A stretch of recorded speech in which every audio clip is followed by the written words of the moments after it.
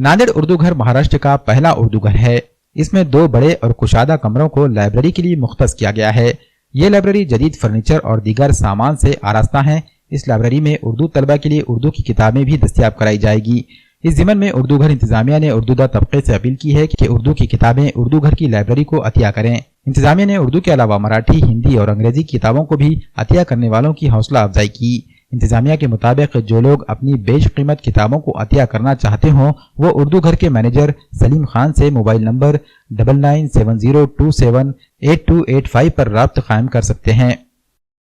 मैं मैनेजर उर्दू घर नांदेड़ बतारीख 2 अगस्त 2021 को कलेक्टर ऑफिस में हमारी जो कमेटी और झैली कमेटी की मीटिंग का इनेकाद हुआ था, उसके अंदर ये तय किया गया कि जो पुरानी नायाब किताबें जिनके घरों में है तो उन मैनेजर की हैसियत से अपील करना है।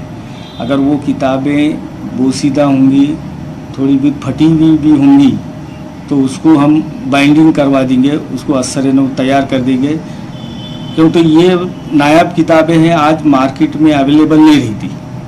उसके लिए अगर एक किताब 100 रुपये की है तो मार्केट में उसकी 1000 रुपये भी कीमत देने पर वो मिल नहीं सकेंगी। तो इस वजह से हमने एक उर्दू घर की तरफ से अपील किए वाले हैं और आज के इस बाइट के ज़रिए भी एक अपील करता हूं मैं कि आपके घरों, अवाम के घरों में जो नायाब किताबें हैं, जो नुस्खे हैं, तो वो किताब जो है तो हमारे उर्दू घर को डोनेशन में दीजिए। बाज़ाब्ता तौर पे हम उसकी रसीद देंगे उनको, डोनेशन में दी गई बोल के।